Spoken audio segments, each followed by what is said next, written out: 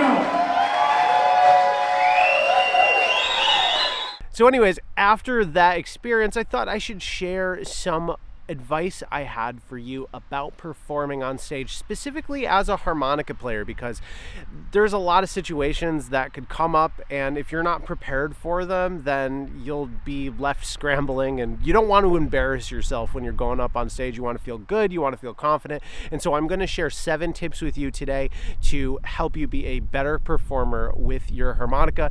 If you are already going up on stage, some of these ideas may help you out, and if that's something that you might want to do in the future, I really suggest that you watch this video all the way to the end. So let's go and get started. Here we go. The first tip I have for you is to be really prepared before you go up on stage. Make sure that you know your songs, or that you're capable of actually doing what you're going to show to other people. And it sounds totally obvious, but I found that sometimes even when I rehearse, like I needed to go that extra mile to really make it work. So if you are playing with a group, and let's say you're doing covers or even originals, like if I'm doing an original with somebody, I will make sure that I have a recording so I can play it. You know, you want to be able to essentially do whatever you're going to perform on autopilot, because if you're thinking too much, it's really, there's a lot that you got to focus on when you're going up on stage. And so you really want to make sure that you're properly prepared to do what you're going to do.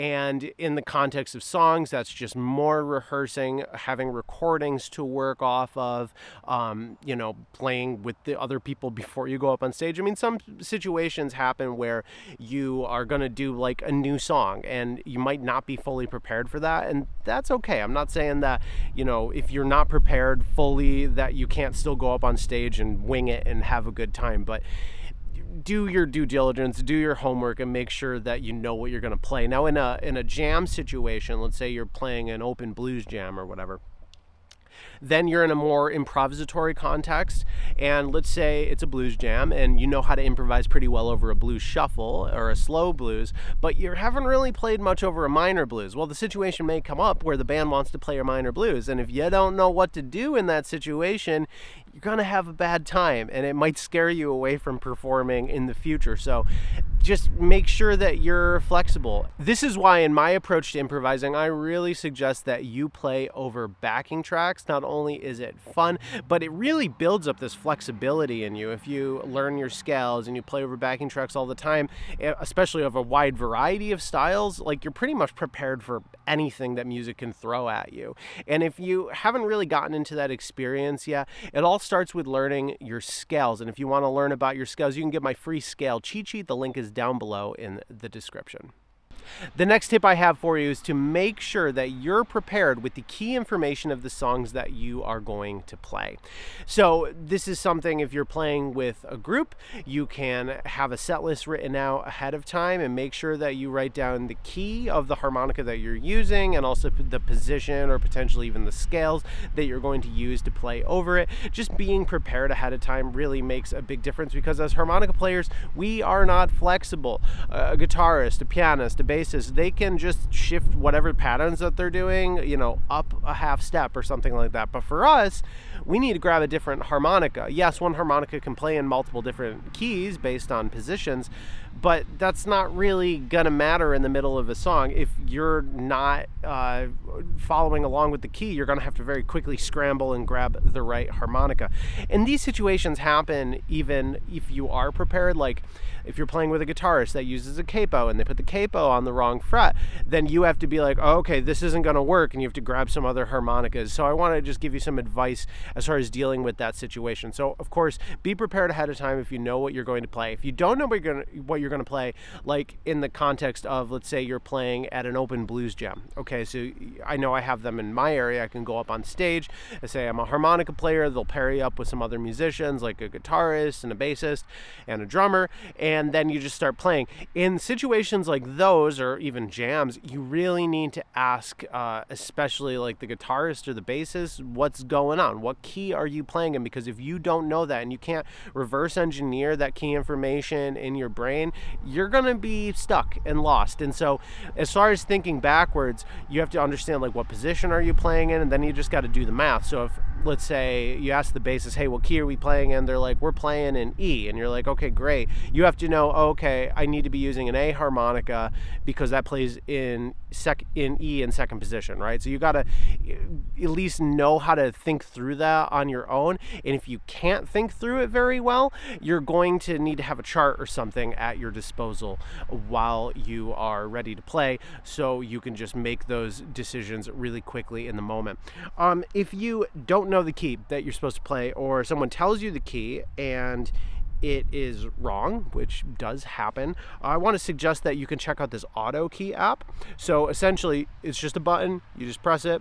I'm on a B flat harmonica.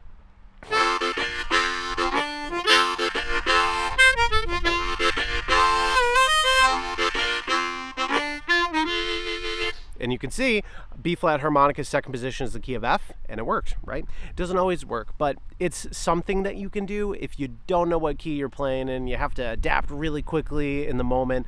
That's something you can do. You can grab the Auto Key app. I know it's on iOS, not sure about Android, but you can go check that out. Just go to wherever your app store is and search Auto Key, see if you can find it. And it's a good tool to just have in your pocket for when you're trying to figure something out in the moment. Now, that's not ideal, because if you're using the Auto Key app, that means the song has already started, and ideally you want to figure this stuff out ahead of time, which is why you got to talk to people and you got to bring something to make sure that you're following along. Like I bring an iPad on stage to keep track of all the keys that we're playing. All right, the next suggestion I have for you is to warm up your harmonicas, because stuck reeds are a thing. When I started playing harmonica, I got reeds stuck all the time. It was so annoying. I even got one harmonica that was just so sticky. I brought it back to the store. I'm like, this instrument is defective. I'm like, no, I just didn't know how to play, right? When you're using too much saliva and too much air, your reeds are very likely to get stuck. Like a little saliva or a little bit of food or something gets lodged in the reed and it stops moving. So to deal with this, to be prepared for the situation, because if you're in the middle of a song and then all of a sudden a note that you really need to play isn't working, you're gonna have to adapt to that on the fly, and it's just added stress that ideally you don't want to deal with. So what you could do to mitigate that problem before you start playing is to grab all your harmonicas, and if you play with like a full set of 12 harmonicas, you got to do this on all your harmonicas. And aside from just warming up in general, which I really recommend that you do scale runs before you play, just get you really ready to play. But on all your harmonicas, just blow and draw on every hole. Right there. Okay, so 7 blow on this harmonica is stuck. So what do you do if it's stuck? Well, one of the easiest things to do is to just do a lot of bending on that reeds. Oftentimes that's all you need. Like, so this one's really stuck. I can't do the blow or the draw, so I can't bend. So it's tough. I mean, this is a problem with the harmonica. Let's see if I can get this one. So I kind of brute forced it. I used a lot of air, and then that reed eventually started moving again. But if that happens in the middle of the song, you're going to have to scramble and try to make this work. And it's just easier to grab all your harmonicas before you play and just test them all out and make sure that they're all functioning and deal with any problems that you have before you're up on stage in the middle of a solo and you find that a reed doesn't work. So make sure that you warm up your harmonicas. The next tip I have for you is that even though you are the lead player and to some extent the star of the show, you can't always be playing loud all the time. You have to pick your moments. And when it's not your time to solo, you gotta back way off. So as an example, I have a microphone with a volume control knob. So if I'm soloing, the knob is probably at full. Maybe I'll do even a little less for full so I can crank it up even more right at the end. But if I'm not soloing, I'm turning down, maybe like halfway, and you're just doing something simple. One easy idea is to just track the chords that you're playing. So let's say you're playing a blues, you're gonna wanna something simple, like really basic riffs as you're going along. If you just can't always be hogging the attention. Remember, like playing music with other people is a team sport and you don't want to be stepping on other people's toes all the time. So if it's not your moment to solo, remember playing music with other people is a team sport and you don't want to be stepping on their toes. You got to have moments where other people can shine. And also, if you're constantly soloing at full volume, it's going to get really tiring, okay? So if you're in that situation, you gotta back off when it's not your turn, which you can do with a volume control knob. If you're playing with a vocal microphone, you can back away from the microphone. You could cup your harmonica more, something like that, to just back off when it's not your time to solo. And if you do play at all, do something really simple. The next tip I have for you is that when it is your time to solo, really lean into it. Really take advantage of the fact that you're the one in the spotlight. As harmonica players, we are potentially the stars of the show if you do a good job at your playing. And you just don't want to be meek in the background, kind of afraid to take risks. Like, no, just do it, you know? This is the moment where everyone's looking at you and you don't want to be kind of shy. You want to really take charge of that situation. So like for me, you know, when I solo, first of all, on my mic, volume goes all the way up. I might hit another pedal, like I have a Lone Wolf harp break pedal. That's a distortion pedal that I use for some solos if it fits, or maybe an octave pedal if you really want to do that. Also, I use a wireless transmitter. You can get these pretty cheap on Amazon. There's some really expensive ones, but this was like, I think $40, and it works pretty well. It has like 5 hours of battery life. And if I have this wireless transmitter, I can not worry about chords, and I can walk up to the front of the stage and really, you know, solo. And it really changes things when you physically, you know, move a little bit to take charge. You could also, and I've done this a decent amount of times, with a wireless thing, you can walk into the crowd. So you can do some fun stuff. And different players figure out what they need to do to really play with a lot of stage presence. Like there's a guy I've seen locally here, harmonica player, who he just really takes charge. He will like go into the crowd and he'll jump up on tables, and he does this weird thing with his legs where he kind of goes in and out, and it would look very silly for me to do it, but man, this guy rocks it, you know? So you got to find your own stage tricks and all of that. But at the very least, if it's your time to solo, be loud. Don't be afraid to be loud. You may want to walk forward a little bit, maybe even walk into the stage if you got one of these things, and just take charge, okay? The spotlight's on you, so actually go and show up in the way that you need to. You are the star of the show, at least for that moment. The next tip I have for you is to make sure that you're aware of your energetic state before you play. And if you don't feel like you're in the right place, you can do things to at least increase your energy or bring down your energy. So I had a music performance class in college. I have a music degree.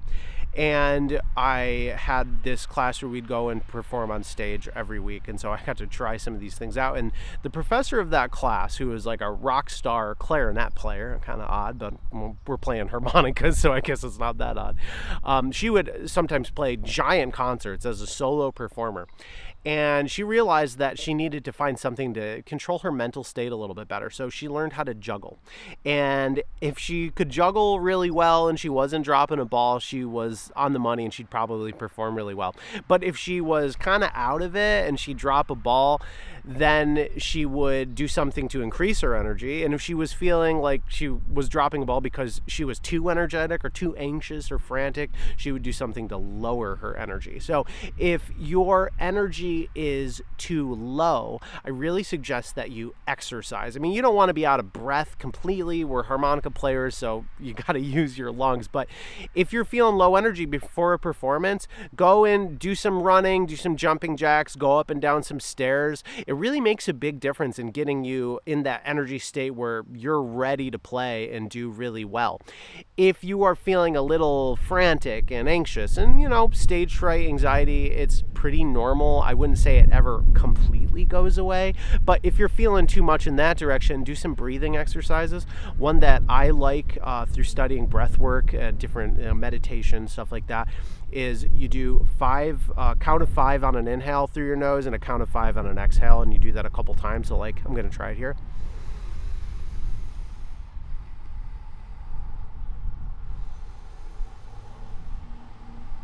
And you just keep doing that, and you'll find that your energy level will really relax and you'll feel more comfortable. Even if you're really frantic and anxious, it will help. So if you don't feel like your energy is completely where you want it to be, you got to either speed yourself up or slow yourself down, either by exercising or doing some breathing. The next tip is that you really want to try and have fun when you're up on stage, even just for the simple reason that people mirror your energy. If it doesn't look like you're having a good time, other people aren't going to have a good time either. If it looks like you're anxious and tight, it's going to make people in the audience anxious and tight to some extent too. When people are paying attention, they come to a show to have a good time and to move and to dance and to whatever, right? And you want to be showing that energy in your body language and what you're doing as well. Even if you're afraid to go on stage, remember, we play music, and you have to let yourself play a little bit. You have to let yourself have fun. It might be scary to you, but remember, people in the audience, they don't want to be scared for you. They don't want to be anxious that you're going to screw up. And if you don't bring that energy to the stage, it won't even matter if you make a mistake, because you're having a good time, they're having a good time, and just everyone's having fun in general. So just know that people mirror your energy. So if your energy is really low, their energy is going to be low. But if your energy is really high, you're having a fun time, they're going to match that with you as well. I hope that this has been helpful. I'd like to leave you today with one of my full performances. This is an original song called Dream by Live Noah. This is just us as a duo, but we had a lot of fun playing an original show here, and I'd like to show you a quick video from that. I hope you enjoy it, and I'll see you in the next one. Peace. There's a common theme about friendship, and I don't want it to be friends anymore, and the tension's building, and it's I gotta write some different songs. But this song is just, I think it's sexual. If I can be honest with you, I think it's sexual. I haven't really had to think about my songs that much until this gig, but I'm pretty sure there's some sexual tension going on here.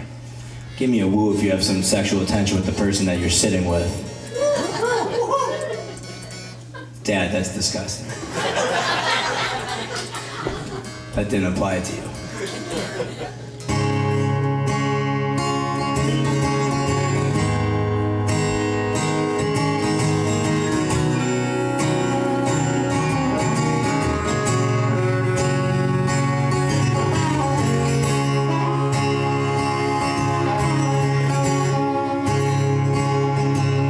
These games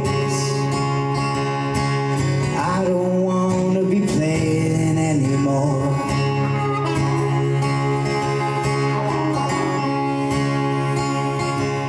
The stakes, they've been since you knocked on my door.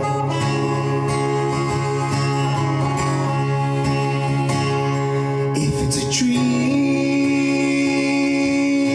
I don't wanna wake.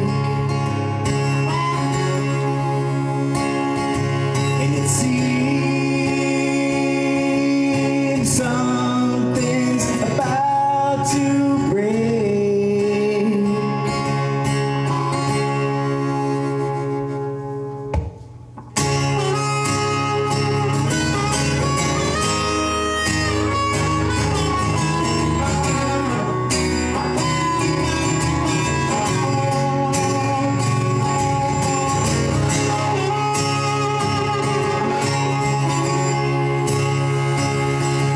I'm a fire,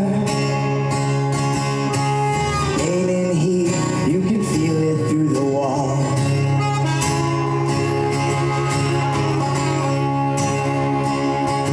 I'm a liar when I said I care about the walls at all.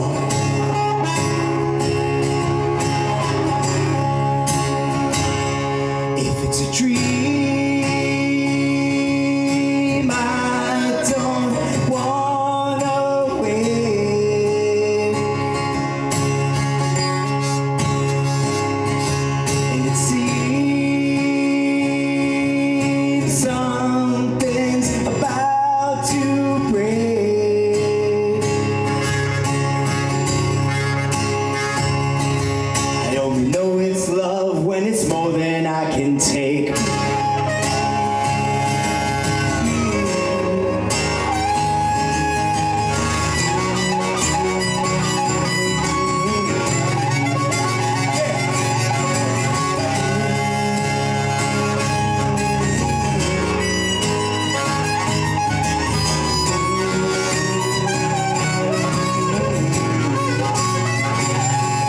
Well, we can dance around this across the kitchen floor, put on a show, play the encore, but when the curtain calls, I want more. There's a dream in my head long after I wake, feeling in my blood that I don't want to shake. Come on, give me more than I can take. Well, we can dance around this across the kitchen floor, put on a show, play the encore, but when the curtain calls, I want more. 'Cause there's a dream in my head long after I wake, feeling in my blood that I don't want to shake. Come on, give me more than I can take. If it's a dream, I don't wanna wait.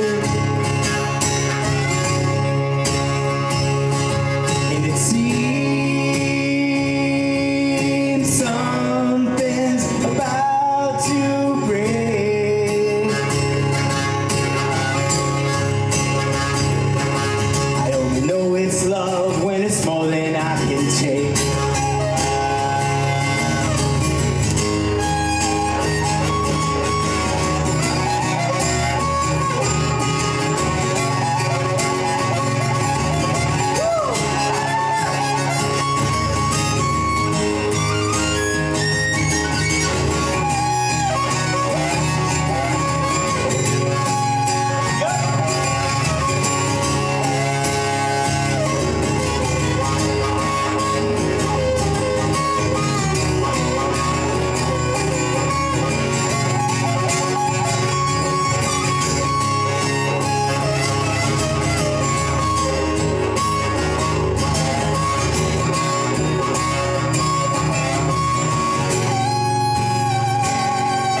It's a dream, I don't wanna wake. And it seems something's about to break. We'll be back in 10 minutes. Thank you guys so